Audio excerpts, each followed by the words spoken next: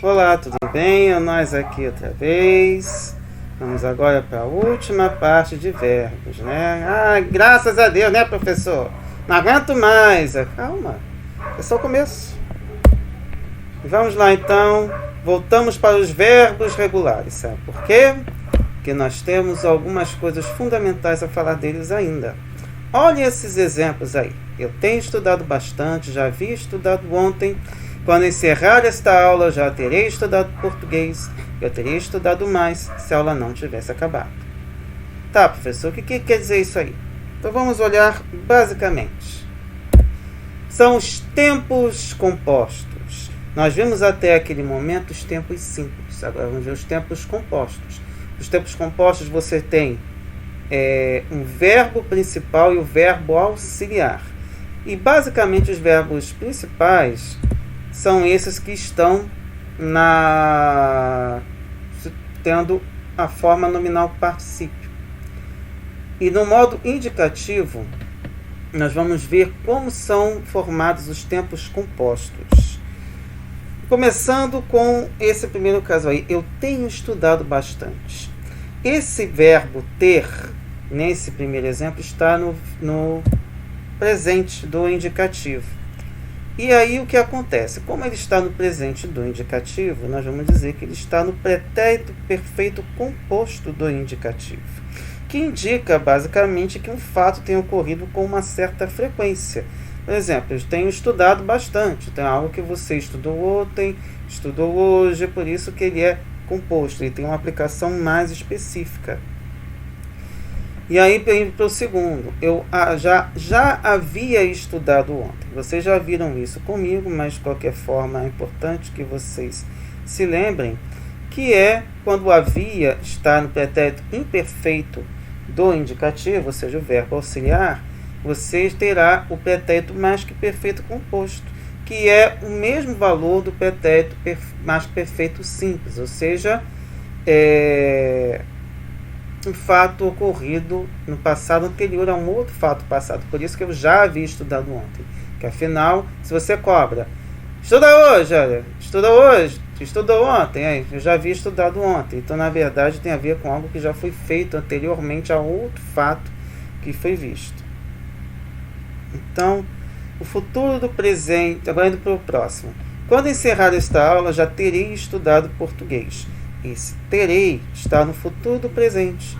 Esse verbo auxiliar está no futuro do presente, significa que está no futuro do presente composto. Também tem a mesma ideia.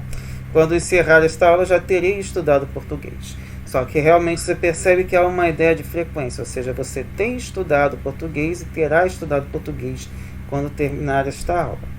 Por fim, eu teria estudado mais se a aula não tivesse acabado. Esse teria está no futuro do pretérito. Um verbo auxiliar no futuro do pretérito, que te coloca no futuro do pretérito composto, que também, basicamente, tem o mesmo valor do futuro do pretérito simples. Tranquilo? Indo agora para o subjuntivo. No subjuntivo, vocês têm também alguns casos. Vamos começar com, novamente, todos os verbos principais estão no particípio e vamos analisar cada caso agora. Espero que eu tenha estudado bastante. O verbo ter, que é o nosso verbo auxiliar, está no presente do subjuntivo. E ele a gente vai computá-lo como estando no pretérito perfeito composto do subjuntivo. Lembra que a gente já havia comentado que tinha lá o pretérito imperfeito do subjuntivo? Então, aqui agora a gente está vendo que existe o perfeito, só que na forma composta. E o que ele indica, basicamente? Indica o desejo de que algo já tenha ocorrido. Por isso que é um pretérito perfeito. Espero que eu tenha estudado bastante. Significa que você poderia, de repente, ter estudado mais. Então, na verdade, tem algo que refere-se ao passado. Eu teria estudado mais se a aula não tivesse acabado. Então, o tivesse está aí no pretérito imperfeito do subjuntivo e a gente diz que ele está no pretérito mais que perfeito composto do subjuntivo. E é basicamente o mesmo valor, dando a ideia de hipótese. Se a aula não tivesse acabado, eu teria estudado mais. Por fim, futuro do presente aliás, quando você tiver estudado, aplicarei uma avaliação. E se estiver, está no futuro do subjuntivo e você está diante do futuro composto do subjuntivo, que tem basicamente a mesma função, sem tirar nem pôr. E além disso, você também tem formas nominais, a começar por ter estudado. Vejam que tendo estudado também. Os verbos principais estão no particípio. Quando você tem no infinitivo o verbo auxiliar, e também está no infinitivo composto dessa forma nominal. Então, o que acontece? Ele basicamente indica uma ação passada em relação ao momento da fala. Por exemplo, para você ter estudado mais, para você ter passado, você precisava ter estudado, digamos assim. Podemos criar uma forma aí, digamos, específica. E a mesma coisa no caso do gerúndio, você tem o verbo auxiliar no gerúndio, tendo, e você está no gerúndio composto, que também dá a ideia de algo em processo. Se tivesse... Enfim, vamos sempre analisar as coisas dentro das possibilidades. Tendo estudado, você terá passado de ano com mais tranquilidade, ou terá feito essa prova com mais tranquilidade. Enfim, são situações que a própria língua nos proporciona, mas algumas são classificadas de acordo com a gramática. Nós temos ainda as locuções verbais, em que a gramática, digamos que dá umas certas pistas, mas que ainda temos algumas questões a serem discutidas. Então, nós vamos analisar dois aspectos das locuções verbais: o tempo verbal e a ideia que ela é transmitida, que essa locução transmite. Por exemplo, vocês vejam que as formas nominais aí não são particípios, são o infinitivo, como é o caso de estudar, e o gerúndio, como é o caso de estudando. E vocês têm aí, vou estudar português agora, estou estudando português, eu posso estudar português, eu devo estudar português, eu tenho de estudar português. É claro, se a gente olhar, sempre lembrando que quem está em amarelo é o nosso verbo principal, que carrega o sentido, como acontece também nos tempos compostos. Já o que está em verde são os verbos auxiliares, que carregam uma flexão, ou seja, a concordância com o sujeito. E traz ali o tempo modo, número, pessoa, conforme podemos classificar. Por exemplo, se nós analisarmos o tempo verbal em que todas elas estão, podemos dizer que estão no presente do indicativo. Vou, estou, posso, devo e tenho. São todos verbos cuja flexão está no presente do indicativo. E todas estão também concordando com a primeira pessoa do singular, eu. Então aqui, de certa forma, a gente entende essa concordância a partir do verbo auxiliar. Porém, a ideia transmitida por cada uma dessas expressões é um pouco diferente. A começar com o vou estudar, porque a ideia passa da ideia do futuro do presente, algo que ainda vai acontecer. Quando eu digo estou estudando, é uma ação em processo. Então não há como fugir dessa ideia. Eu posso estudar, da ideia de permissão ou até mesmo de uma possibilidade. Eu devo estudar, passa uma ideia de aconselhamento. Então é um pouco diferente da permissão. Devo ou não devo? Já é um pouco de, digamos assim, já uma nuance um pouco diferente da permissão ou da possibilidade. Por fim, tenho de estudar. Existe a questão da obrigatoriedade aí. E sem falar que nesse caso do verbo ter, no geral, você também vai ter essa preposição, que é também comum em alguns casos. No inglês, vocês estudam isso como modals, mas a ideia é que em português nós também usamos essa modalidade ou essa modalização por conta das circunstâncias em que usamos.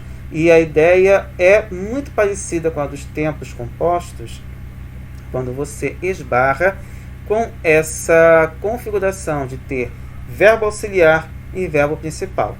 Verbo auxiliar fazendo a flexão, e o verbo principal trazendo o sentido, ou seja, a ação ou a situação em que você vai estar inserido.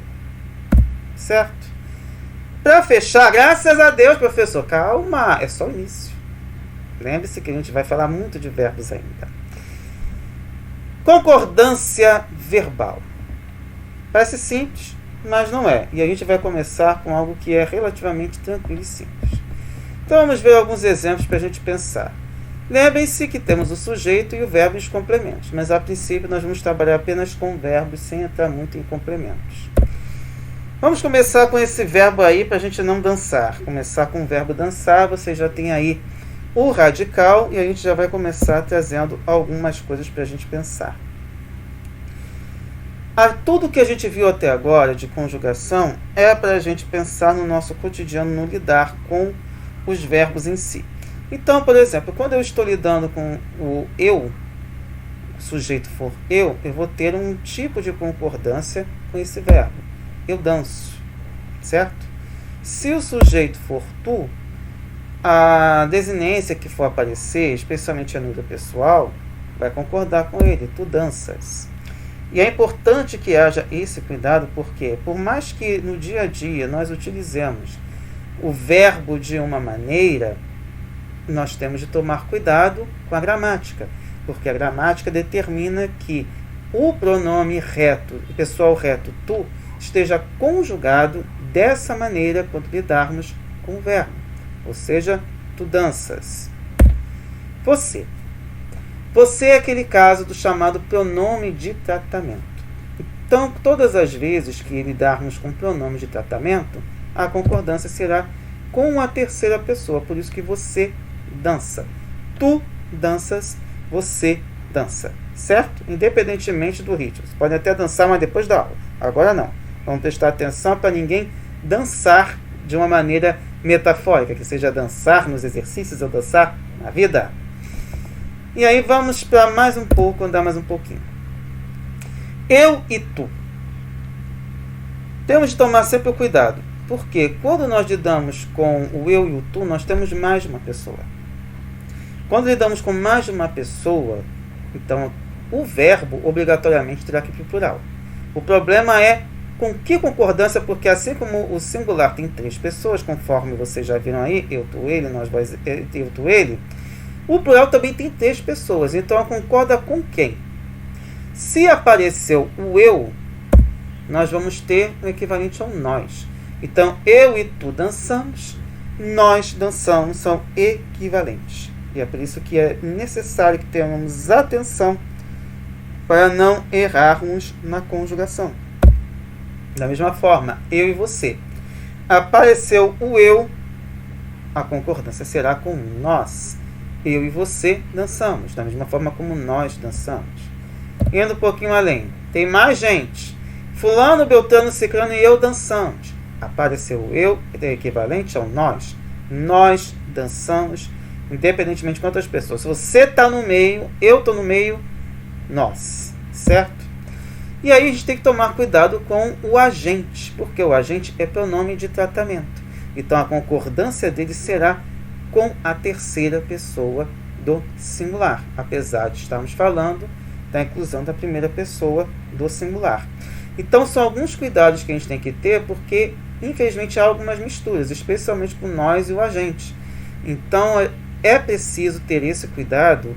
E é importante que, se quem quiser print, faz alguma coisa, ou veja esse vídeo 200 mil vezes, para que isso não atrapalhe vocês em nenhuma situação pertinente, além das aulas que nós temos. Indo mais um pouco, já mudando um pouco de foco, mas continuando nessa questão da conjugação com o verbo dançar. Passamos para o ele. Obviamente, ele, terceira pessoa do singular, ele dança. O professor. O professor é equivalente ao ele. Portanto, o professor dança. Continuando. Ele e ela. São 2 pessoas. Se temos mais de um indivíduo, estamos no plural. Temos eu, temos tu? Não. Então, é equivalente a eles.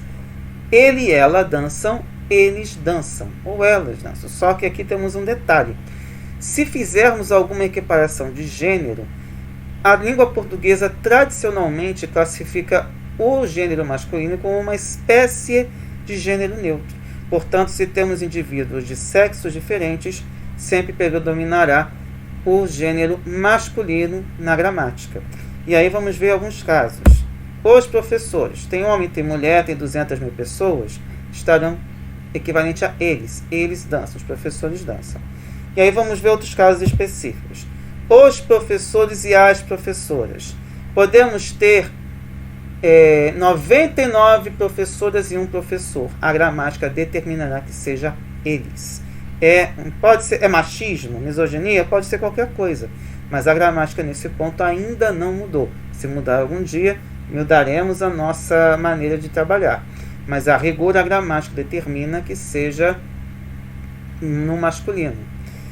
E aí, continuando mais um pouco. Ele e ela, novamente, é equivalente a eles, porque afinal o gênero masculino predomina. Se é a mesma coisa, se eu trocar ela por fulana, ele e fulana dançam, é equivalente a eles. Beltrano e fulana estão dançando, eles dançam. Então, sempre vai teve masculino, será utilizado o gênero masculino. Só mudará se eu trocar para Beltrana, ou seja, se só tiver pessoas do sexo feminino, então trabalharemos com elas. Apesar de continuar sendo terceira pessoa do plural. Beltrano e fulana dançam, elas dançam, certo? E só para lembrar que se for ela e eu, dançamos, porque será equivalente ao nós, conforme já vimos anteriormente. Ufa! Ainda não acabou. Mas vamos deixar para a próxima aula para tratar dos outros pontos. O certo é que os verbos acabaram, pelo menos essa revisão básica, e aí depois vamos retomar todo o nosso trabalho para encerrar a nossa viagem ao mundo maravilhoso da morfologia das classes de palavras. Então, até breve e até já.